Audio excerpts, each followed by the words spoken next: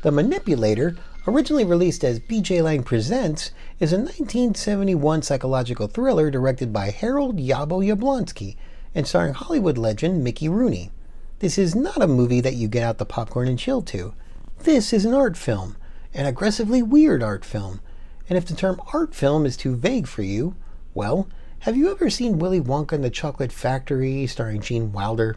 Perhaps you remember the boat ride scene into the tunnel? Do you remember how that scene felt? Take that one scene and stretch it to the 90-minute mark. That's The Manipulator.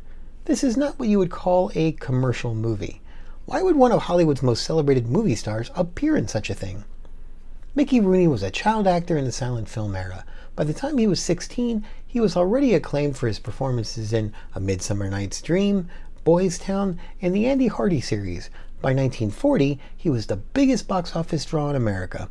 But after World War II, his star began to decline.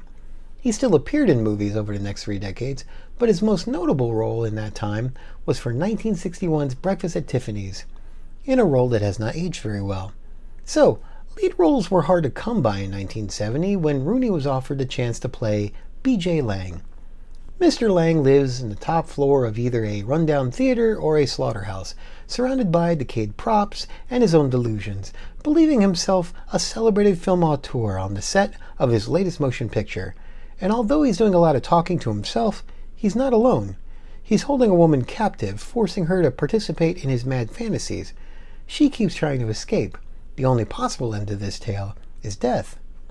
This movie deserves a hard R rating. The violence is not bloody, but it's psychologically brutal. There are some exposed nipples floating around, but they're drowned out by all the other WTF-ery going on screen. This is definitely not for kids, or people who watch a movie for the plot.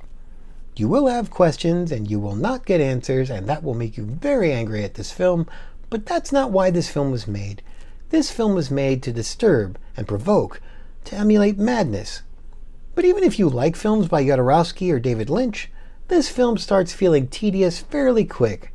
There's 10 minutes of story stretched to the limit by pulling out all the post-production tricks in the book. Flash frames, freeze frames, duplicate frames, slow motion, double time motion, also so many monologues. Mickey Rooney is tasked to chew up all the scenery, all by himself. And the funny thing is, he kind of pulls it off. Lang is the embodiment of insanity. I'd argue that Mickey Rooney would have been an amazing Joker if someone in the 70s had had the notion to make a Dark Knight kind of Batman movie back then. You can believe that Rooney was chemically compromised, if not completely certifiable, during production. Or alternately, you can believe that after years of typecasting and pseudo-retirement, Rooney would have taken a role like this as a gauntlet thrown, a declaration of his abilities. And the 1970s did signal his reinvention as a respected character actor. In the decade to come, he would appear in TV and film and on Broadway in some of the most acclaimed and award-winning roles of his career. Rooney is one of 3 actors credited in the entire movie. Keenan Wynn has a cameo as a doomed drunk that just happens to wander in at the worst possible time. And the other character is Carlotta, played by Luana Anders, with the unenviable task of enduring B.J. Lang's hallucinations. Considering what the script gave her to do, she acquits herself well. Luana Anders was an accomplished actress and screenwriter who worked from the 1960s until her death in 1996. Interestingly, she managed to work with and help bring together a lot of artists in the 1970s New Hollywood movement. While she was an acting student, she befriended an undiscovered Jack Nicholson and convinced him to join her improv class, alongside Richard Chamberlain, Sally Kellerman, and Roger Corman.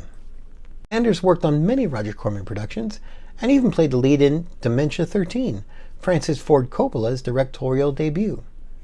Dennis Hopper cast her in Easy Rider, and she introduced her castmates from that film to the work of another director she had just worked with, Robert Altman. As for the director of The Manipulator, Yabo would never direct a feature film again. But he had better luck as a screenwriter, with such credits as Jaguar Lives, Portrait of a Hitman, and 1981's Escape to Victory, starring Michael Caine and Sylvester Stallone. Yabo even attempted to relaunch B.J. Lang Presents as a stage play in the 80s. That attempt wasn't well received either. Even with star power, B.J. Lang Presents had a brief theatrical life. When it was time to sell the movie to the home video market, distributors chose a more conventional horror movie title, and so The Manipulator is the name the movie wears today. This is not a film made for easy entertainment. It is an experimental film, demanding more patience than even seasoned grindhouse movie fans are used to. But in smaller doses, this style looks like grunge rock music videos of the 90s. It's easy to imagine this playing on the back wall behind a Rob Zombie or a Flaming Lips concert.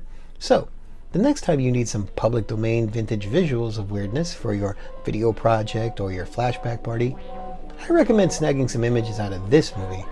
There's plenty of weird to choose from.